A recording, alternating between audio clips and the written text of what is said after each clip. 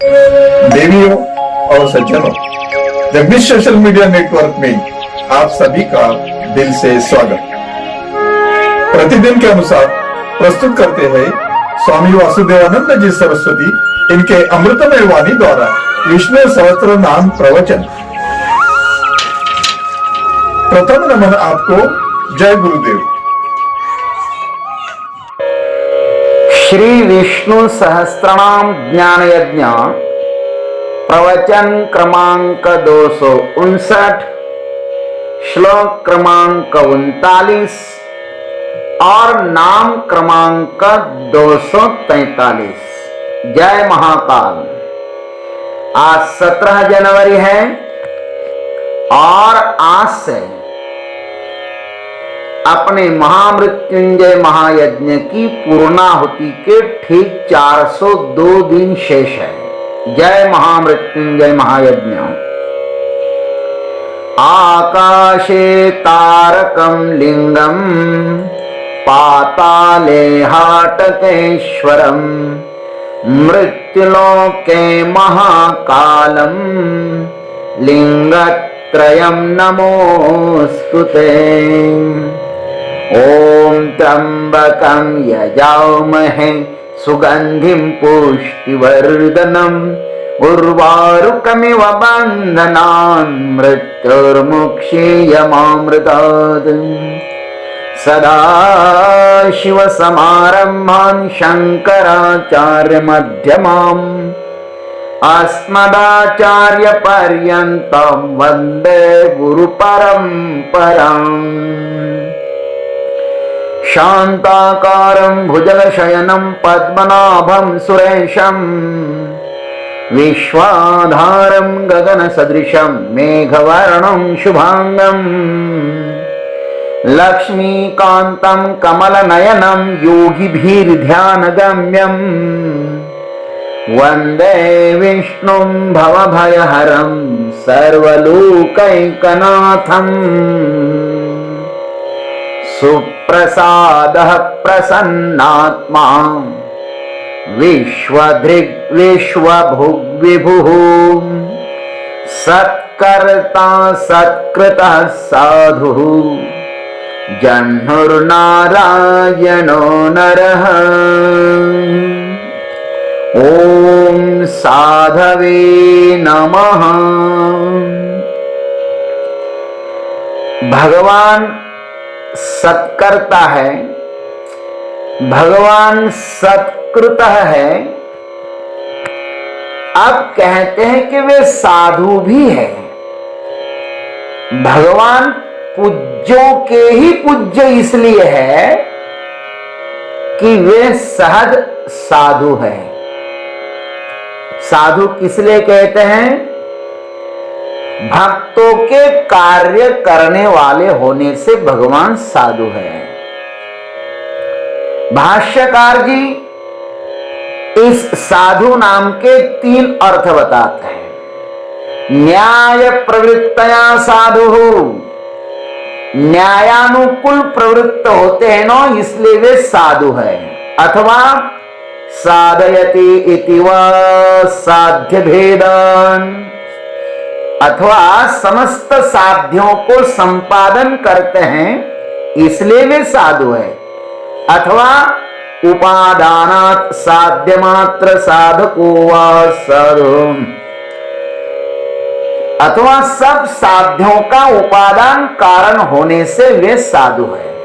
आइए इस पर हम अपने सद्गुरु की कृपा से यथाधीतम यथामति यथावकाशम चर्चा करते हैं। प्रथम अर्थ करते हैं कि भगवान न्यायानुकूल प्रवृत्त होते हैं। इसका अर्थ यही है कि परमात्मा को न्याय प्रिय है और न्याय सदैव सत्य के पक्ष में ही झुकता है। संसार में अन्याय अधिक समय तक नहीं चलता है, एक दिन न्याय मिलता ही है। लोग कहते भी हैं कि परमात्मा के दरबार में देर है किंतु अंधेर नहीं है। परमात्मा की रस्सी थोड़ी लंबी होती है। नीति की रक्षा करने के लिए ही तो परमात्मा अवतार धारण करते हैं ना। भगवान ने गीता जी में कहा है, नीति रश्मि जिगीषताम। अन्याय से कोई भी विजयी नहीं हो सकता, और कोई विजयी हो भी जाए तो वह अधिक समय तक नहीं टिक सकता। भगवान के इस साम्राज्य में अनीति को कोई भी मूल्य नहीं है। भगवान नीति की रक्षा करने के लिए ही राक्षसों को मारते हैं। भगवान की हिंसा में भी राक्षसों का हित ही छिपा हुआ होता है। भगवान यदि रावण को मारते हैं अथवा वृंदा का पातिव्रत्य नष्ट करते हैं, अथवा गोपियों के घर नवनीत की चोरी भी करते हैं, गोपियों के वस्त्र भी चुराते हैं, इत्यादि सब लीला सामने वालों के हित के लिए ही करते हैं। भगवान गलती से भी असत्य का पक्ष नहीं लेते हैं। क्या अग्नि कभी अपने स्वभाव को छोड़ सकती है? क्या बर्फ ने कभी अपनी शीतलता का त्याग किया है? वैसे ही साधु स्वरूप परमात्मा सत्य का, नीति का त्याग नहीं करते। भर्तृहरि जी ने इन 2 श्लोकों में सज्जनों की व्याख्या की है, आप लोग भी सुनिएगा। उदयति यदि भानुः पश्चिमे दिग्विभागे, प्रचलति यदि मेरुः शीततां याति वह्निः, विकसति यदि पद्मं पर्वताग्रे शिलायां, न चलति खलु वाक्यं सज्जनानां कदाचित्। भर्तृहरि जी कहते हैं, सूर्य भले ही पश्चिम दिशा में उदित हो नहीं सकता, लेकिन हो तो भी, मेरु पर्वत भले ही हिलने लगे, अग्नि भले ही शीतल हो गए, अथवा कमल भले ही खड़क पर निकल आवे, लेकिन सज्जन पुरुष अपने वचन से कभी भी विचलित नहीं होते। अथवा दूसरे श्लोक में कहते हैं, निंदन्तु नीति निपुनः यदि वास्तुवन्तु, लक्ष्मी समाविशतु गच्छतु वा यथेष्टम्, अद्यैव वा मरणस्तु युगान्तरे वा, न्यायात् पतः प्रविचलन्ति पदं न धीराः। नीति निपुण लोग भले ही मेरी निंदा करें या स्तुति करें, लक्ष्मी मेरे घर में रहे या न रहे, मेरी मौत आज ही होवे या युगांतर में होवे, किंतु धीर पुरुष, धीर साधु लोग कभी न्याय का त्याग नहीं करते। ये परमात्मा का अपना स्वभाव है। परमात्मा कभी भी अपने स्वभाव को नहीं छोड़ते, चाहे जो हो जाए। इसलिए भगवान का स्वभाव कैसा है कि वे न्यायानुकूल ही प्रवृत्त होते हैं। अब दूसरा अर्थ करते हैं, परमात्मा समस्त साध्यों को संपादन करते हैं। संसार में जितने सारे पारमार्थिक कार्य हैं, उसकी पूर्ति भगवान ही करते हैं।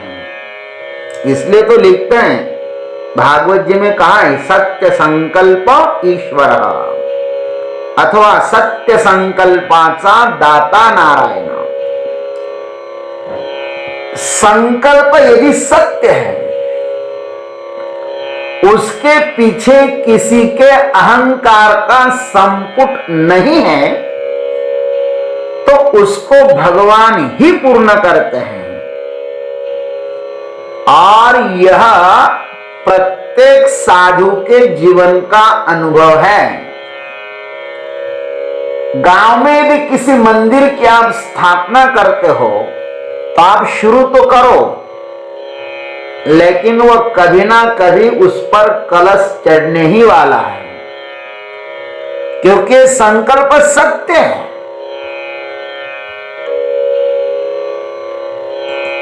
प्रत्येक सत्य संकल्प को परमात्मा पूर्ण करते हैं, इसलिए संकल्प सत्य होना चाहिए और परमात्मा के ऊपर छोड़ देना चाहिए। हे परमात्मा, अर्जी हमारी मर्जी तुम्हारी, हे नंद नंदन बांके बिहारी। हे प्रभु, मैं केवल आपसे निवेदन कर सकता हूं, पूर्ण करना या न करना ये आपकी मर्जी है। आपने हमें यह कार्य करने के लिए, ईश्वर कार्य करने के लिए चुना है, यही हमारे लिए बहुत बड़ा सौभाग्य है। इसलिए ये ईश्वर कार्य हमसे बड़े ही आनंद के साथ, उत्साह के साथ होता रहे, इसकी पूर्ति करना या न करना, हे प्रभु, ये आपका काम है। इस प्रकार से भगवान को निवेदन करो तो वह कार्य परमात्मा ही पूर्ण कर सकता है। अब तीसरा अर्थ करते हैं, सब साध्यों का उपादान कारण होने से परमात्मा साधु है। संसार में जितने सारे लोग पूज्य भाव को या साधु भाव को उपलब्ध हुए हैं, उनके पीछे उनका पुरुषार्थ ही है, अर्थात वे असाधु से साधु हुए हैं। देखो, साधु क्या होता है यह अपने को पहले कहां पता था? किसको तो पता नहीं था। वाला कोड़ी जो था उसको पता था क्या? ऐसे बहुत सारे लोग हैं जिनको हम क्या आगे होने वाले पता नहीं था, लेकिन वे संतों के साथ में आए हैं, उनका पूर्व पुण्य उदित हुआ है और फिर इस मार्ग में वे लग गए। उसके पीछे उनका पुरुषार्थ है। भगवान अवसर देते हैं, अच्छा होने के लिए भगवान अवसर देते हैं, लेकिन उसके लिए पुरुषार्थ तो जीव को ही करना पड़ता है। पुरुषार्थ करने के लिए तो मनुष्य का शरीर परमात्मा ने दिया है ना, अवसर वह देता है, सबको देता है। कोई उसका उपयोग करता है, कोई नहीं करता है। संत कहते हैं कि परमार्थ पथ पर चलना हो तो चने खावे लोखंडाचे, केव्हा ब्रह्मपदी नाचे। अथवा ना ही संतपना मिलत है हाटी। ये कोई बाजार में संतपन थोड़ा ही मिलता है, बड़ा कष्ट सहन करना पड़ता है। कष्ट सहन करोगे तो फल जरूर मिलेगा। भगवान से मिलना आसान नहीं, कुछ कष्ट उठाना पड़ता है।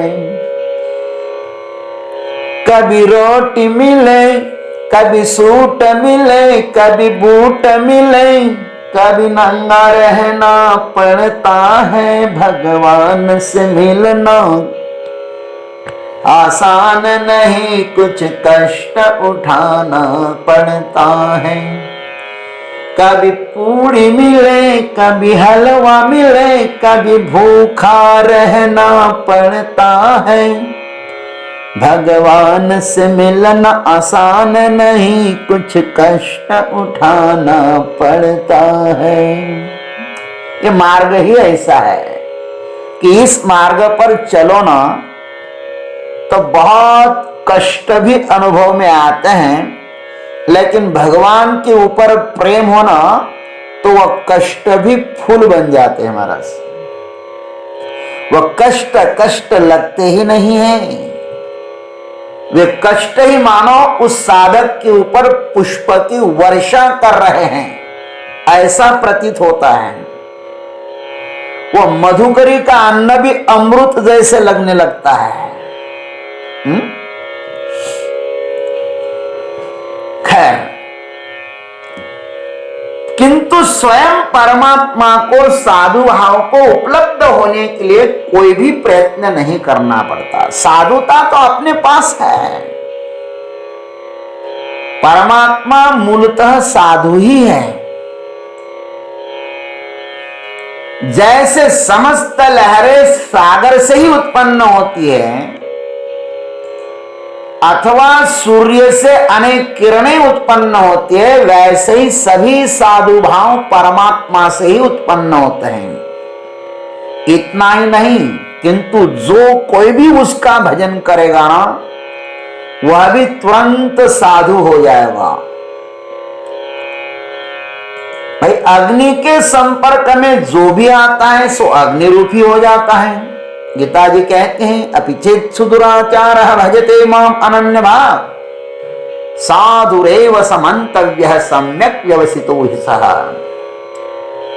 बूंद सागर में मिलते ही सागर हो जाता है।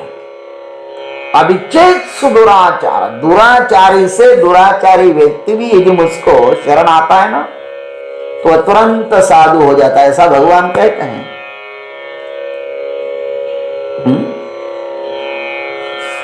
साधु हो या असाधु हो, वे परमात्मा में मिलते ही साधु भाव को उपलब्ध हो जाते हैं, क्योंकि कार्य अंत में अपने उपादान कारण में ही लीन हो जाता है।